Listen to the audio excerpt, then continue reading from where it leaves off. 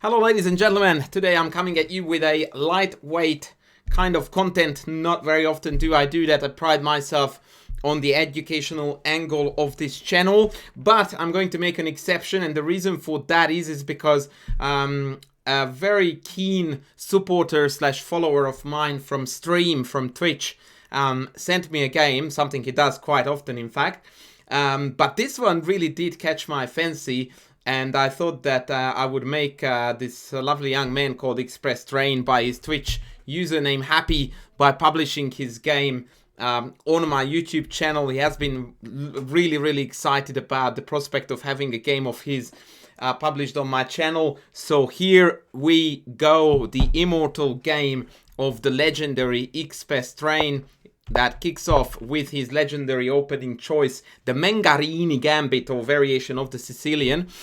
Something I did tell him, by the way, that maybe it's time to drop this nonsense, but I reckon every now and then, actually, this is not necessarily a silly choice, especially if you are playing against an opponent who is not necessarily known for their vast theoretical knowledge. Here, by the way, in the black trunks, we have got a FIDE master against my friend. So here we go, b4. This is the gambit, sacking a wing pawn in order to conquer the center in its entirety.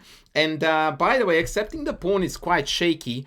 The cleanest way for black to play this system is knight f6, allowing b5, and then these knights get kicked around a fair bit, excuse me, but in the end somehow they find peace after take and d6.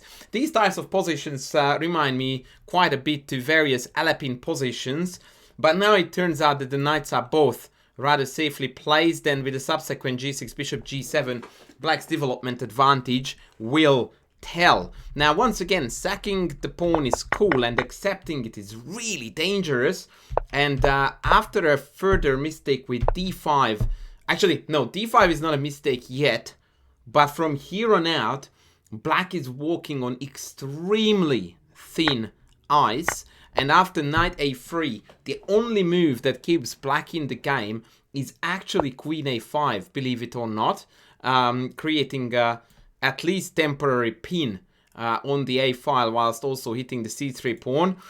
This is still playable, but again, it is already very shaky. Instead, the opponent went e5. And now after knight b5, black's two best moves are king d8 and bishop d6, both of them telling the tale of how terrible the opening has gone. I mean, look at this, bishop d6, bishop c4, hello?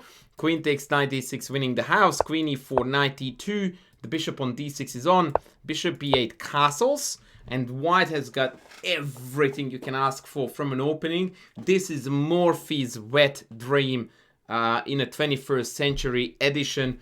Just divine chess, absolutely fantastic stuff by white. Opponent goes queen d8, and from here on out it's like a tornado. The white army is going to sweep everything away in its wake. d5, d6, and essentially the position here is resignable after a mere 11 moves.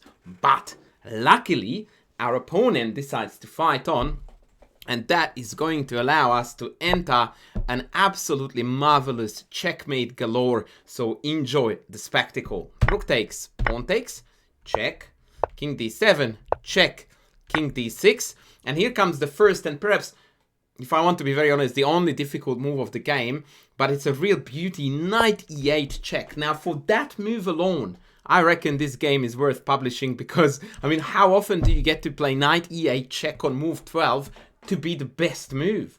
So it's not for content, as our good friend Anish would say. No, that is actually objectively best. Not bad.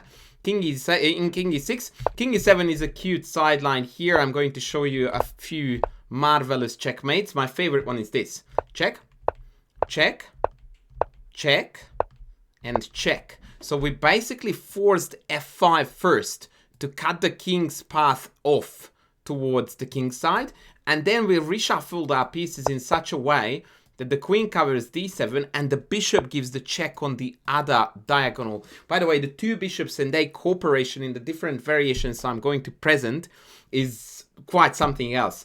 And after queen d5 comes an absolutely sensational mate in two, bishop takes, king takes, and knight c7. A marvelous absolutely marvelous image. Actually, yeah, I think this is what you call a model mate in chess problem composition. Actually, it's not a model mate because d4 is covered by 2 pieces. So the idea is that every single square where the king can go is covered by only 1 piece, which makes it extremely economic and therefore appealing to the eye. Now, the slight blemish here is the existence of the pawn.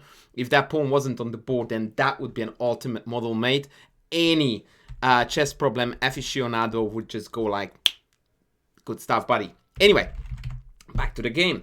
Game featured king e6, bishop c4 check, bringing all the boys to the party. King f5, queen c2 check, e4 and g4 check, yet another awesome move. The golden rule, and I do talk about it in my Chessable course, King Safety.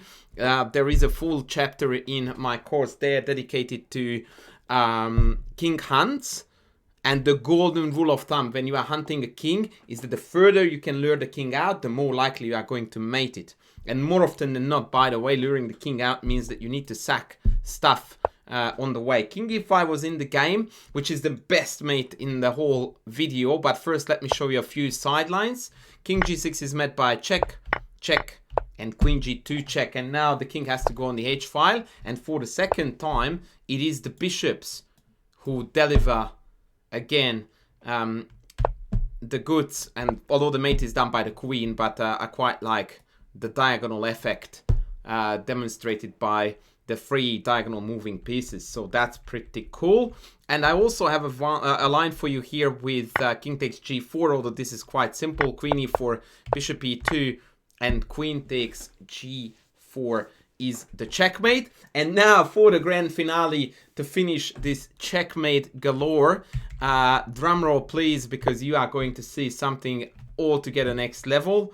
Stuff g4, king e5, f4 check, takes, and knight takes f3 with an absolutely sensational midboard mate. Absolutely love this mate too, because all of the circled pieces are required for the mate. This is also not a model mate, unfortunately, because the d4 square is covered by the knight and the pawn. But the rest is, and the f5 is also covered by 2 pieces. But that is just the tiniest blemish. It's just a sensational mate, and it's very, very, very rare in any chess game. If you look at any chess game that ends in a checkmate, like if you look up a database or whatever, that the king actually does have 8 free squares around itself. Like, it's usually a sideboard mate, or even if it's not a sideboard mate, it's in a situation where blacks or whites' own pieces are in the way, and therefore there are not exactly 8 squares available around them. I can't remember the last time I saw a mate from a practical game where the king got a midboard mate like this with 8 squares all empty around it and all controlled by white pieces. Absolutely sensational stuff. I really do hope that I have done justice to Expresstrain's marvelous creation. I hope you guys enjoyed it. Like I said, this was a little bit of a lightweight content, but nonetheless super enjoyable. And actually, just to keep with the educational content too, a very painful lesson there for black and a very joyful lesson for us about the value of rapid development and piece mobility versus sacrifice material. The good old theme is back again. So that's it from me now, guys. Please don't forget to sub, to like, to super like, and to comment. And I am going to be back with more content very soon. Thanks for watching.